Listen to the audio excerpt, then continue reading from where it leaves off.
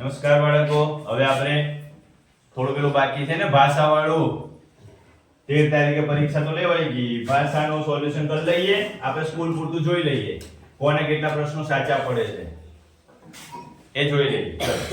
વિભાગ 3 માં આપેલું ભાષા કસોટીમાં શું કીધું હતું કે 4 ફકરા આપેલા હશે, ચારે ફકરામાં નીચે 5 પ્રશ્નો આપેલા હશે, જવાબ ફકરામાંથી જ હશે, સાવચેતીથી ફકરો વાંચવાનો છે. સાવચેતી એટલે સાચી રીતે, બરોબર? ફકરો વાંચવાનો છે ને એના પ્રશ્નોના જવાબો તમને ફકરામાંથી જ મળશે. પણ તોય એકાદો પ્રશ્ન એવો હશે કે તમારી બુદ્ધિથી જવાબ આપવાનો હશે. તો ચલો જોઈએ.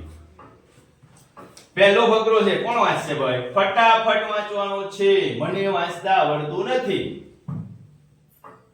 અનુચ્છેદ 1, રાષ્ટ્રીય સંગ્રહાલય દિલ્હીમાં જાડા એટલે સ્થૂળ કાચ પાછળ પ્રદર્શિત વિશ્વની સર્વપ્રસિદ્ધ નર્તકીને અદ્રશ્ય ન કરી શકાય મોહેંજો-દડોની નૃત્ય કરતી બાળકી પિત્તળની બનેલ દુર્લભ એટલે કે નવકૃતિ કળાકૃતિ એટલે કે કલા અને કૌશલ્ય છે. તો અમારી શાળાની પાઠ્યપુસ્તક પણ આપણી 5000 વર્ષ પ્રાચીન વિરાસત વિશે જાણે છે. તો બંગડીઓની હારમાળા છે, હાથીદાંત અને પાતળી ધાતુની તેની ભુજાઓની ઉપરની લઈને આંગળીઓ સુધી શોભાયમાન કરતી, અહીંથી લઈને અહીં સુધી એમ કહે છે શોભાયમાન કરતી હતી. આધુનિક કળાનો નમૂનો 3 પેટન્ટ વાળો હાર અને તેના જમણા હાથમાં કોણી હાર. જો પેટન્ટ ક્યાં શબ્દ આવ્યો? હારમાં. કોણીથી ઉપર તથા કાંડા સુધી અમુક બંગડીઓ છે. કોણીથી કઈ? અહીંથી કાંડાથી અહીં સુધી, બરોબર? પણ એની ઉપર અલગ છે પાછું. તે આપણા નિર્ભીક એટલે સાહસિક માનવીય આત્માનું પ્રદર્શન છે અને તે આપણને યાદ અપાવે છે કે આપણી જ્ઞાનેન્દ્રિયો પર કોઈ કલાકૃતિનો કેવો પ્રભાવ પડે. જોઈને ખબર પડે કલાકૃતિ ક્યાં છે? પથ્થર પર છે. પથ્થરની કલાકૃતિ સૌથી જૂની મનાય છે, બરોબર? એ લોકો પણ આર્કિયોલોજીકલ એવિડન્સમાં એનો પુરાવો માન્ય રાખે છે. ચલો એમાં જોઈ લઈએ 61મો પ્રશ્ન.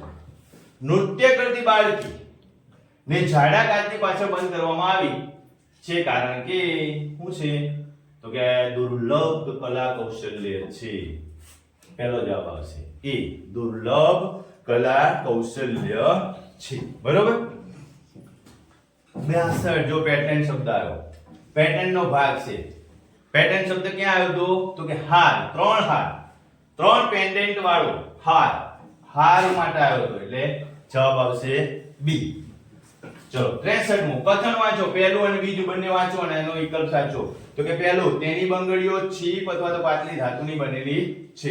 બીજું, તેને હાથી દાંતની બનેલી હાથી દાંતનો બનેલો હાર નતો, 3 પેન્ડન્ટ વાળો હતો, બરોબર? એટલે બીજું ખોટું છે. એટલે પહેલું સત્ય છે પરંતુ બીજું અસત્ય છે એટલે વિકલ્પ એ. 64મો કયો શબ્દ નિર્ભીકનો પર્યાય નથી એવું પૂછ્યું. હવે વિચાર કરો તમે, આ ત્રણેય ફકરામાંથી જવાબો મળી ગયા. આ જવાબ ના. નિર્ભીક એટલે ભય ના પામતો હોય એવું, નિર્ભીક એટલે નીડર હોય. જો ધીર પણ થાય પર્યાય, બહાદુર પણ થાય, સાહસી થાય, ડરપોક ના થાય. નિર્ભીક એટલે ડરપોક થોડું કહેવાય, ડરતો ના હોય એવું, એને નિર્ભીક કહેવાય. જવાબ શું આવશે? એ. 65મો કલા કૌશલ્યનો અર્થ શું થાય? તો કે મનુષ્ય દ્વારા બનાવેલ કળાના નમૂના, જમીને ખોદેલી કાંસ્ય મૂર્તિઓ, કસબની વિશેષ તથ્ય એ નહીં આવશે. મનુષ્ય દ્વારા બનાવેલ કળાના નમૂના. હિતેશ કેમ ભાઈ ઊંઘ આવે છે? સીધો બેસી જા. ચાલો બીજો અનુચ્છેદ બીજો એટલે કે ફકરો બીજો છે, કોણ વાંચશે? પ્રયત્ન કરો ફટાફટ. ચલો. ફૂલ આપણા માટે અનેક રૂપોમાં ઉપયોગી છે. ફૂલ અનેક રંગો અને વિભિન્ન આકૃતિઓમાં જોવા મળે એટલે કે હોય છે. તે સૌંદર્યના પ્રતીક છે. ફૂલોનો ઉપયોગ ધાર્મિક પૂજામાં કરવામાં આવે છે. સ્નેહ અને પ્રશંસાના પ્રદર્શન કરવા માટે ફૂલોના ગુલદસ્તા, આપણે કોઈ જગ્યાએ પાર્ટીમાં ગયા હોય તો ત્યાં ગુલદસ્તો આપીએ ને શુભેચ્છા પાઠવવા માટે, આપણું હર્ષ, આપણી ખુશી વ્યક્ત કરવા માટે એને ગુલદસ્તો અથવા ઝુમખા આપવામાં આવે છે. ફૂલોના હાર બનાવવામાં આવે છે અને ભગવાનને સુશોભિત કરવા માટે તથા મહાન લોકોના સન્માન માટે તેનો ઉપયોગ કરાય છે. આપણા રહેવાસના વાતાવરણમાં સુંદરતા વધારવા માટે ફૂલોને ફૂલદાનમાં સજાવવામાં આવે છે. ફૂલોનો વ્યવહારિક ઉપયોગ પણ છે. તેનો ઉપયોગ અંતર, ચા અને સૌંદર્ય પ્રસાધનોના ઉત્પાદન બનાવવા માટે કરવામાં આવે છે.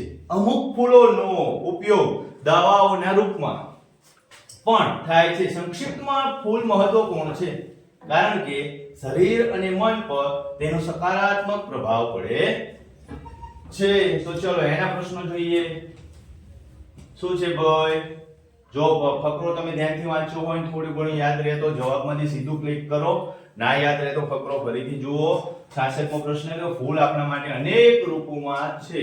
અનેક રૂપોમાં છે એટલે ક્યાં ગાડી? અનેક રૂપોમાં ઉપયોગી થાય છે. વચ્ચે ખાલી જગ્યા આવે છે. એટલે જવાબ કયો આવશે?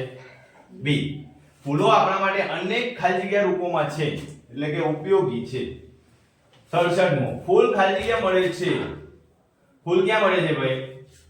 અનેક રંગો અને આકૃતિઓમાં એટલે વિકલ્પ સી. 68મો ફૂલોનો વ્યવહારિક ઉપયોગ છે. શેના માટે? ચા, અત્તર અને સૌંદર્ય પ્રસાધન માટે. વિકલ્પ એ. ખાલી જગ્યા ફૂલોનો ઉપયોગ દવાઓ બનાવવા. અમુક ફૂલોનો ઉપયોગ બી. 4 પ્રશ્નો તો થઈ ગયા ફકરામાંથી. 5મો નહીં મળે. પ્રભાવનો અર્થ શું થાય? પ્રભાવ શબ્દનો અર્થ શું થાય? અસર. પ્રભાવ એટલે આપણા પર અસર થઈ એને પ્રભાવ કહેવાય. ચલો હવે હું એવી આશા રાખીશ કે તમે આનું છે 3 ને વાંચવાનો પ્રયત્ન કરો. ફટાફટ વાંચતા આવડતું હોય તો જ આ ભાગ છે ભાષા વાળો એ તમે સમજી તો કરો. મનમાં વાંચવાનો પ્રયત્ન કરો. ચલો. હાલ વિશાળકાય પાંડા ફક્ત મધ્ય ચીનના વાંસના જંગલોમાં અને થોડી સંખ્યામાં તિબ્બતમાં મળે છે. વાંસના વનથી તેને ભોજન, શરણ અને સુરક્ષા પ્રાપ્ત થાય છે. વિશાળકાય પાંડા પોતાનો વધુ પડતો સમય વાંસના જંગલોમાં ફરવામાં અને વાંસની કોંપળોને ચાવવામાં પસાર કરે છે કારણ કે તે ફક્ત વાંસની કોંપળોને જ ખાય છે. તે પણ વધુ માત્રામાં એટલા માટે તેઓ માટે પર્યાપ્ત જોઈએ એટલું ભોજન હંમેશા નથી મળતું. વધુ પડતા શિકાર કરવાથી અને તેના પ્રાકૃતિક નિવાસસ્થાનોના નષ્ટ થવાથી આ સુંદર પશુ લુપ્ત થવાનો સામનો કરી રહ્યું છે. તેને ફક્ત પ્રાણી ગૃહમાં જ જોઈ શકાય છે જ્યાં વિશાળકાય પાંડાની સંભાળ સરળ નથી હોતી કારણ કે તેમને ખવડાવવામાં માટે પર્યાપ્ત ભોજન પ્રાપ્ત કરવું મુશ્કેલી ભર્યો બને છે. બરોબર. આપણે આનો વાંચી સારાંશ એક જ વખતમાં સમજવાનો પ્રયત્ન કરીશું. ના સમજાય તો ફરીથી જોઈશું આપણે. બરોબર. 71મો કોઈ પણ પ્રાણી ગૃહમાં વિશાળકાય પાંડાની સંભાળ મુશ્કેલ ભરી કેમ છે? ભાઈ કયો જવાબ આપો છો?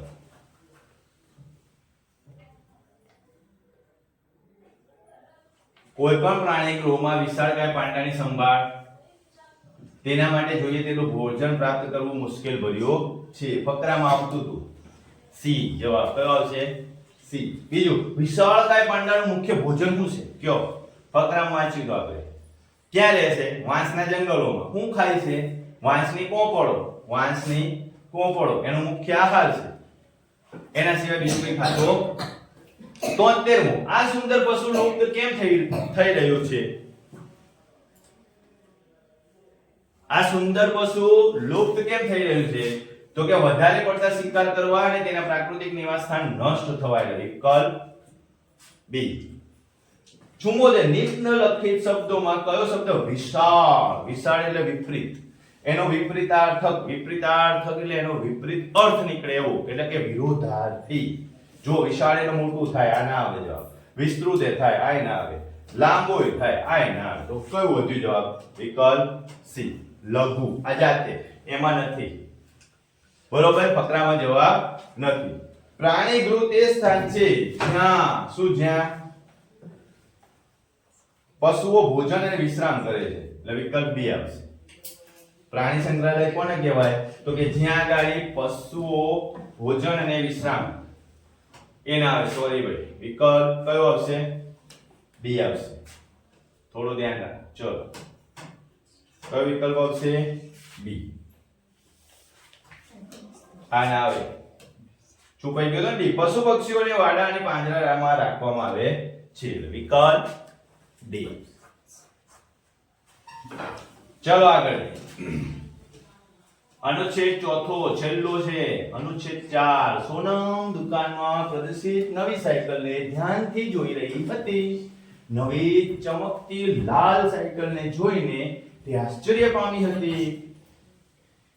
તેના પિતાએ તેને જોઈ લીધી અને કહ્યું, ચાલો આપણે ચાલવું જોઈએ. સોનમે આખરી વખત સાયકલને જોયું અને પોતાના પિતા પાછળ ચાલવા લાગી.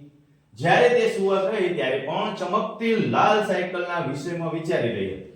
આગલા દિવસે શાળામાં તે પોતાના મિત્રોથી પણ તેના વિશે વાતો કરતી રહી. જ્યારે તે ઘરે પાછી ફરી તો તેને જોયું કે એક નવી સાયકલ ગેટ પાસે ઊભી છે. તેણે ખુશીથી રાડ પાડી અને માતાને બોલાવી. તેના માતા-પિતા મલકાતા બહાર આવ્યા અને તેઓએ કહ્યું કે આ તારા જન્મદિવસની ભેટ છે અને તેને એ સાયકલ આપી દીધી. સોનમ બહુ જ પ્રસન્ન થઈ અને ખુશીથી માતા-પિતાને ભેટી પડી. અમુક શબ્દો છે જે યાદ રાખવાના છે અને એના આધારે આપણે જવાબ આપીશું. ચલો, પ્રશ્ન નંબર 76. સોનમ પોતાના સાથે દુકાને ગઈ. પોતાના કોના સાથે દુકાને ગઈ ભાઈ? પિતા સાથે. ખાલી જગ્યા છે અહીંયા. ખાલી જગ્યા ની સાથે દુકાને ગઈ. 77. સોનમ દુકાન પર ચમકતી ખાલી જગ્યા તરફ આકૃષ્ટ થઈ.